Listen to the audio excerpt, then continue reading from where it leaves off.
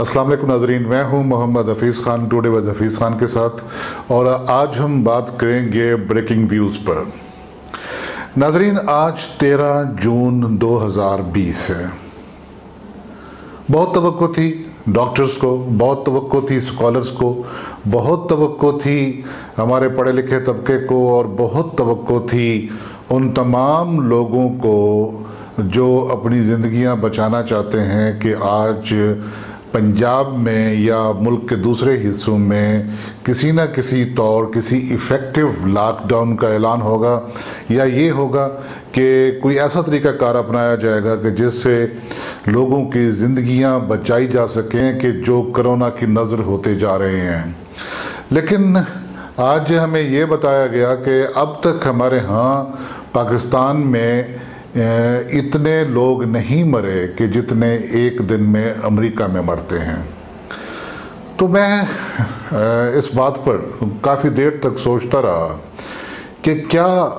जो किसी इंसान का मरना होता है वो क्या एक मामूली बात होती है कि उसका तकाबुल किया जाए कि किस मुल्क में एक दिन में कितने लोग मरे और किस दूसरे मुल्क में कितने लोग मरे। क्या कभी हमने देखा है कि हमारे यहाँ कोरोना की नज़र जो लोग हो रहे हैं वो लोग कौन हैं? उसमें डॉक्टर्स हैं, उसमें पैरामेडिक्स हैं, उसमें प्रोफेसर साहबान हैं, उसमें वकला हैं, और उसमें सोसाइटी के वो करीम है कि जो एक तवील अरसे के बाद, एक ज़िंदगी गुजारने के बाद दानिश की उस सतह तक पहुंचते हैं कि जिसके बाद वो सोसाइटी को चलाने के काबिल होते हैं, वो सोसाइटी के ममद्दो मुआविन होते हैं। आप देखिए कि कितने एंकर पर्सन, आप देखिए कि कितने जजेस, आप देखिए कि कितने वो लोग जो खेल में जिन्होंने नाम पैदा किया हुआ है, वो सारे के सारे कोरोना से इफ़ेक्ट हो रहे हैं तमाम तर एहतियात के बावजूद उन लोगों की वजह से जो एहतियात नहीं कर रहे और जो मासेस में जिनका शुमार है और जिनके बारे में हमें कहा जाता है कि वो गुर्बत या गरीब लोगों को बचाने के लिए ये तमाम लॉकडाउन या दूसरी तदाबीर नहीं की जा रही। अस्पताल भरे हुए हैं और अब नौबत खुदा न खास्ता वहाँ तक पहुँचने वाली है कि जिसके बाद सिर्फ हम यही कह सकते हैं कि रहे नाम अल्लाह का। तो क्या जो मैं पहले बात कर रहा था, अभी 2 दिन पहले बहावलपुर में डेथ हुई है एक न्यूरोसर्जन की, मारूफ न्यूरोसर्जन। क्या किसी ने सोचा कि उन मारूफ न्यूरोसर्जन जो जनूबी पंजाब में या सराइकी इलाके में बहावलपुर जैसी रिमोट जगह पर जो काम कर रहे थे, कितने अरसे के बाद इतने कैलिबर का न्यूरोसर्जन पैदा हुआ होगा या न्यूरोसर्जन बना होगा। या आज मैं देख रहा था कि फैसलाबाद के एक वकील साहब जो वहाँ बार के सदर भी रहे हुए हैं कि क्या वो किस दर्जा के या किस दानिश के या किस कैलिबर के वो वकील थे, या वो लोग यूनिवर्सिटियों के प्रोफेसर, स्कॉलर्स वगैरह जिनकी डेथ हो रही है, तो वो स्कॉलर्स कैसे बनते हैं? ये वो लोग हैं जो मुल्कों को चलाते हैं, ये वो लोग हैं जो आने वाले दौर का मास्टर प्लान तय करते हैं, ये वो लोग हैं जो लोगों को रास्ते पे लगाते हैं। जो हमारी हिकमत अमली है कि हमने गरीब को गुर्बत से बचाना है, उनको गुर्बत की निचली सतह तक नहीं जाने देना, तो क्या उनके लिए हम अपने उन लोगों को मौत के घाट उतारे जा रहे हैं कोरोना के सबब कि जो लोग इस मुआशरे की रूह हैं, जो इस मुआशरे का अरोमा हैं, जो इस मुआशरे को चलाते हैं, जो इस मुआशरे का ब्रेन है। तो क्या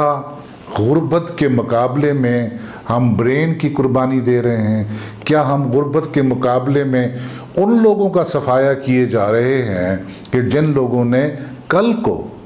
या आज में जो हमारा लम्हा गुजर रहा है, मुल्क को चलाने की सकत रखते हैं, कौमों को चलाने की सकत रखते हैं और उन्हें अगले ज़मानों की हमें नवीद देनी थी। हम उन लोगों को, उन डॉक्टर्स को, उन पैरामेडिक्स को, उन वकला को, उन दानिश्वरों को हम कोरोना के सामने खड़े किए जा रहे हैं जो बेचारे पूरी एहतियात करते हैं लेकिन फिर भी कहीं ना कहीं से कोई ऐसी चीज़ उन तक पहुंच ही जाती है किसी की लापरवाही से कि जो उन्हें मौत के घाट उतारे जा रही है। मैं पहली दफ़ा मैंने ये देखा कि गुर्बत के मुकाबले में मौत को खड़ा किया गया और मौत को तरजीह दी जा रही है, इसलिए कि अगर लोग मरते हैं तो बेशक मरे। बड़ी आसानी से कह दिया जाता है कि आने वाले दिनों में इससे भी ज़्यादा लोग मरेंगे, तो हम जिन्हें बचा रहे हैं उनके बारे में तो हमारा ये मफरूज़ा है, इम्कान है कि वो गुर्बत से मर जाएंगे। हालांकि पाकिस्तान में गुर्बत से कभी कोई शाज़ नाज़र ही मरा हो। हमारे यहाँ इतने लोग देने वाले हैं, इतने बड़े इदारे हैं कि अगर सिर्फ उनके ज़िम्मे लगा दिया जाए, वो जो ईदी जैसे या छिपा जैसे या दूसरे जो इदारे हैं जो लोगों की दुनिया भर में ये कहा जाता है कि पाकिस्तान के लोग सबसे ज़्यादा खैरात करने वाले, डोनेशन देने वाले लोग हैं, तो क्या 2 हफ्ते के लिए हम सिर्फ ये नहीं कर सकते थे कि ये जो आफत आई हुई है और आफत जो आसमान की बुलंदियों तक पहुंचना चाह रही है, और हम कह रहे हैं कि अभी इसका अरूज नहीं आया, इसके भी पीक नहीं आई और आने वाले दिनों में इसकी पीक आएगी, तो क्या हम अपने दानिश्वरों को, हम अपने अज़हान को, हम अपने डॉक्टर्स को, हम अपने स्कॉलर्स को, हम अपने पॉलिटिशियंस को, हम अपने खिलाड़ियों को बचाने के लिए, हम अपने पार्लियामेंटेरियंस को बचाने के लिए हम ये नहीं कर सकते कि हम उन लोगों तक अगर खाना लेट भी पहुंचता है या गुर्बत का जो सतह है या गुर्बत का लेवल नीचे चला जाता है, तो हम इस तरीके को करके देखें कि आया लोगों को मारना बेहतर है या लोगों को गुर्बत में मुब्तला करना बेहतर है। ये देखा जाएगा कल को कि एक दौर ऐसा आया था कि उस दौर में फ़लाँ कौम ने क्या किया, फ़लाँ कौम ने गुर्बत के इम्कानात को देखते हुए अपने अज़हान को, अपने दानिश्वरों को, अपने बड़े बड़े लोगों को, कि जिन लोगों ने ज़माना संभाली हुई थी और जिन्होंने अगले वक्तों के लिए हमें दानिश की राह दिखानी थी, हमने उन लोगों को कोरोना के ज़रिए कुर्बान कर दिया और ये कहकर कि हमने गरीबों को गुर्बत से नीचे नहीं गिरने दिया। तो क्या हमें फिर ये देखना होगा कि क्या हम ये तो नहीं कर रहे हैं कि एक तरफ तो हमने अपने तमाम उन लोगों को कि जिनके बनने में अरसा लगता है, एक डॉक्टर्स को, इंजीनियर को बनने में कितना अरसा लगता है, उन लोगों को कुर्बान कर दिया और हम अपने गरीबों को गुर्बत से भी ना बचा सके। तो इससे पहले कि वक्त और बुरा हो तो हमें फिर सोचना चाहिए कि हम कर क्या रहे हैं। तो नाज़रीन, ये थे आज के ब्रेकिंग व्यूज़।